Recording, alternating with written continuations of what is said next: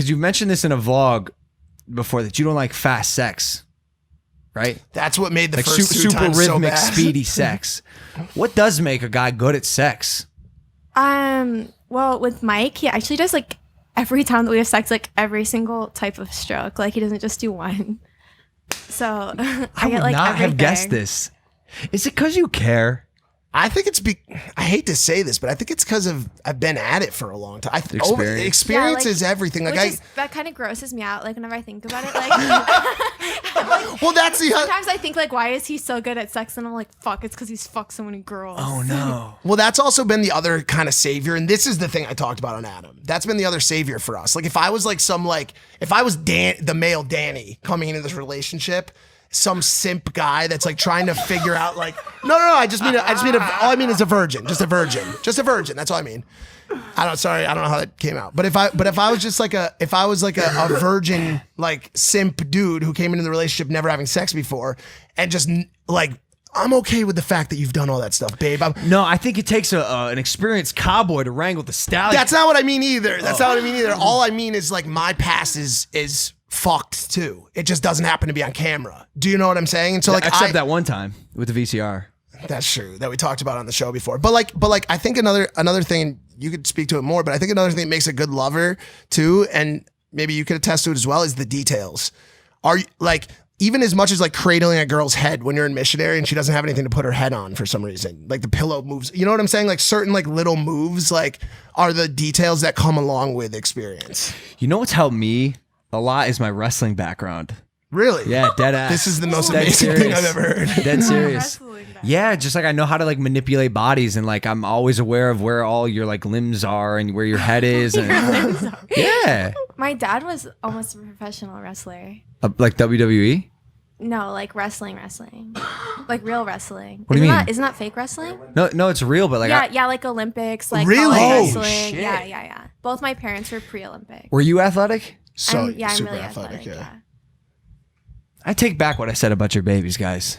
We're not talking about this. Nah, yeah, I really do.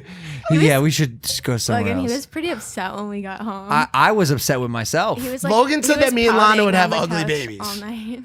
He was like, more than anything, he was not even bringing her into it. Basically, he was just saying Mike is gonna have ugly babies, which was and at first, like we joke really hard at each other. That's not the first time he said something like that though. Like one time we were sitting on the love sacks and Logan was like, "You don't want to have kids with him. Like you should have kids with me." You said that one time, or you said something like that.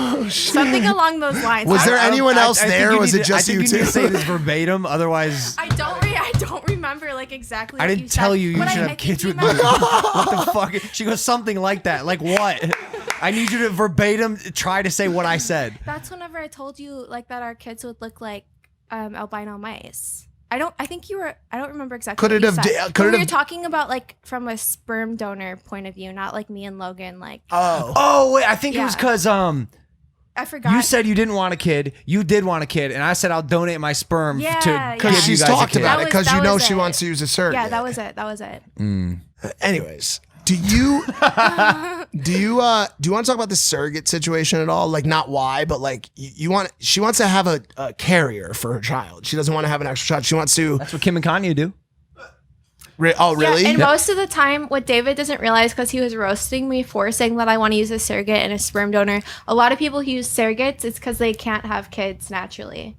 Or they have some sort of medical condition. I'm not sure. I've had, because I was trying to have a baby with my ex-husband, and I did have a miscarriage. So I'm not sure. That's completely valid. And I wasn't really looking to use a surrogate until after that happened. So, David, you should feel very bad about your comments that you made. I'm so sorry. I thrive in chaos and calamity. Fucking. And the excitement. On set. Yeah, it was me, and I apologize over it. This is Kilo. We do confirm. We have a cough on deck. I'm going to need a negative pressure outlet of this room in the next 35 minutes, please. Over. Negative pressure outlet happening now. Over. Back to the podcast, over.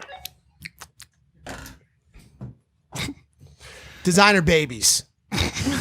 David has a problem with designer babies. David wants babies that are born out of love. I agree with him. I do. I really do.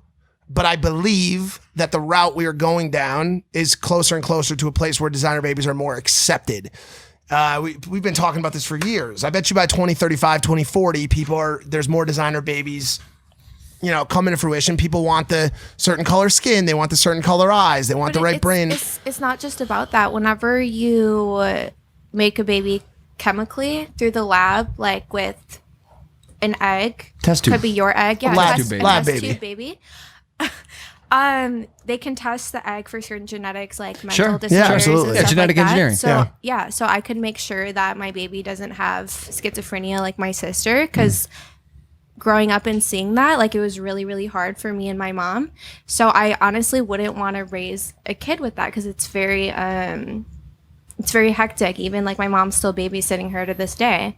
So it's important to me, like, not to end up in that situation. For sure. I think there's a buttload of complications that come in 2020 nowadays, or anyways, with test tube babies. So I've heard. Really? Like yeah, what? still, yeah. Just like they come out. I mean, obviously it's not a natural way of conception.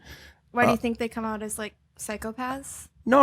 I just know there can be a lot of health complications should something not go right in the test tube that is incubating your child. Have right? you been doing a lot of research in this? We've watched a couple shows. I've also there was a documentary on Netflix about it, actually. Documentary? Do you want to talk about that? That she leaves the R out? For everyone listening, we know that she says whenever when she should be saying when.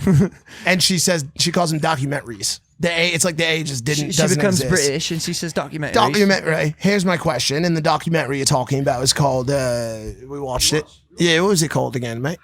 It was it was part of like a series. It was a series, 4-part series. I can't remember. I watched it out in the garage that time.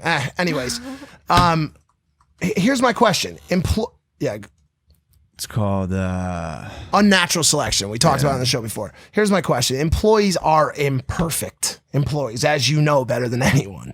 Employees are imperfect, right? The people that are doing lab and designer babies are, at the end of the day, employees. What stops said employee from accidentally putting the genome for lettuce into your kid's armhole?